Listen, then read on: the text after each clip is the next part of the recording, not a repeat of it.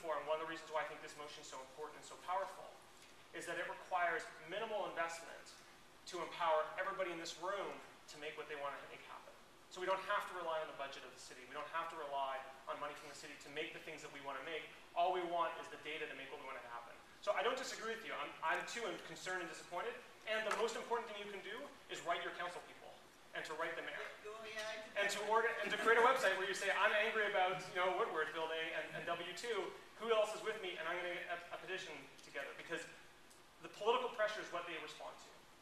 So we got to get sophisticated about how we apply that political pressure. This may be a little bit ignorant, but is there, or do you know if there can be or might be a Vancouver.everyblock.com? I believe that, if I'm going to put Tim on the spot for a second. I thought, Tim, did you? David, can you repeat the question? Oh, sorry, absolutely. So the question was, is there going to be an Every Block Vancouver? And I believe that there is one that has nothing on it, but it has been set up. There's a placeholder for DIY City, which is a bit of a similar initiative, but nothing yet for Every Block. But it's just a fruit waiting to be plucked, I'd say. So again, the energy, like David said, has to start to gel here and move forward, and it'll happen. Right. And the great thing is the barrier to that happening isn't that there's someone waiting for us to. We're not waiting for someone to let us do it. Someone's waiting for us to ask.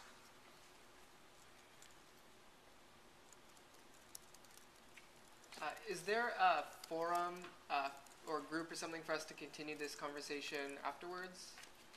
So that is a great question, and the current answer over the short term is there is a conference next week or in 2 weeks called Change Camp, where certainly a lot of the ideas that prompted this is going to be taken forward, but is there going to be an online space? I'm looking at Boris because he's shaking his head, and I always get nervous when Boris shakes his head.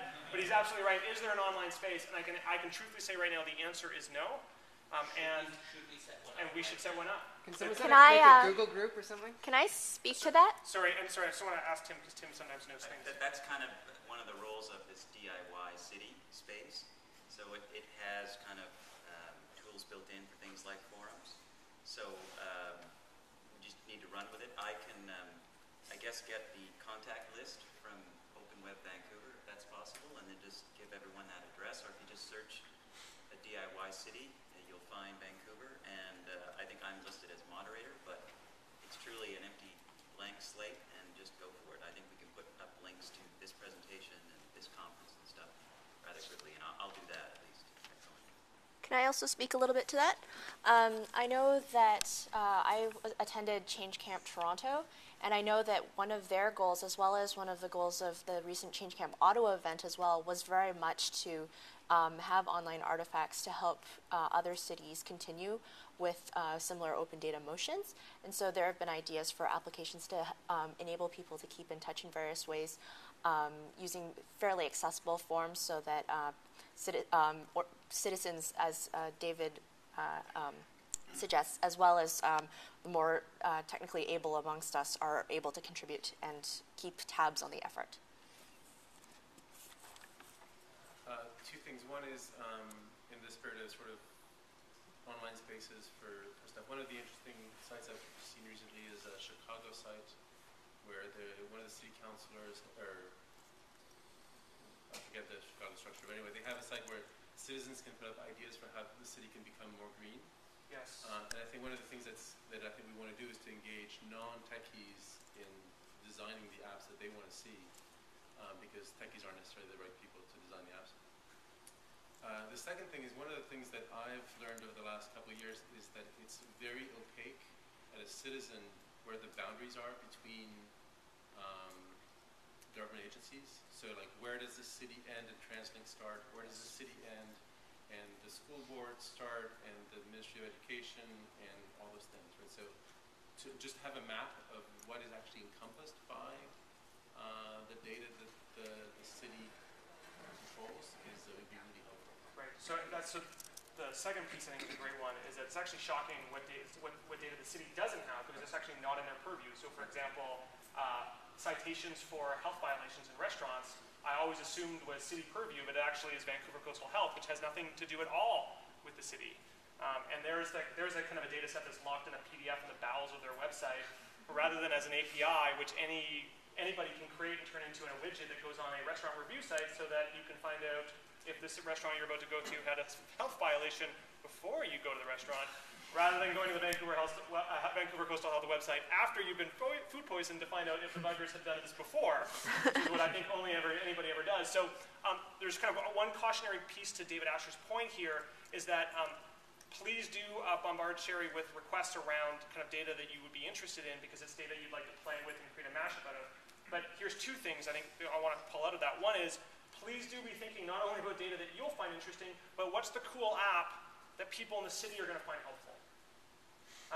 I, for example, would love to see an app that mashes up garbage collection zones over Google, so you can go to Google and see where they are. But not only that, you could plug in your address, and then it'll register your email address and send you an email the day before the garbage truck is coming by your home, so that you never forget to take your garbage out, which of course is the bane of everybody under the age of 40 who, grew up in a computer world and can't focus for more than 20 minutes.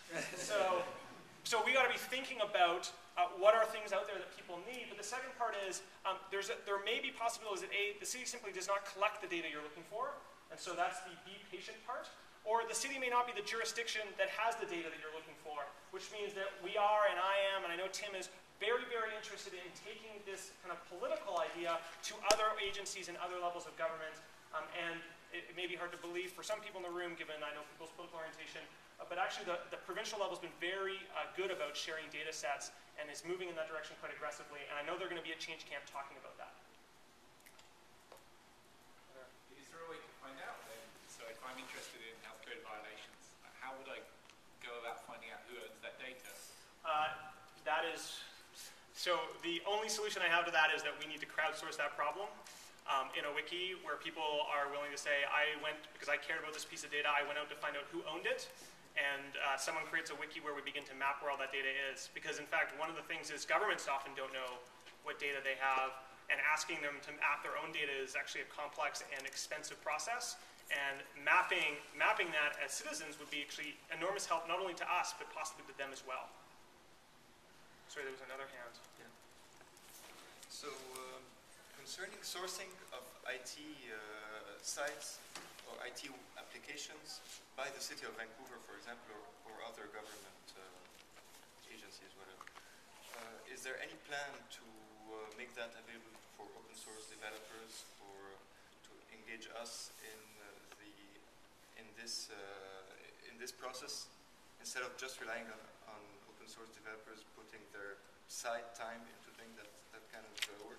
So that question I'm going to defer to actual city staff to answer, and I encourage you to ask them directly. But I don't want to speak on behalf of the city. I'm kind of walking a fine line of kind of talking about what I think the motion means as someone who helped develop it with others, but I don't speak for the city.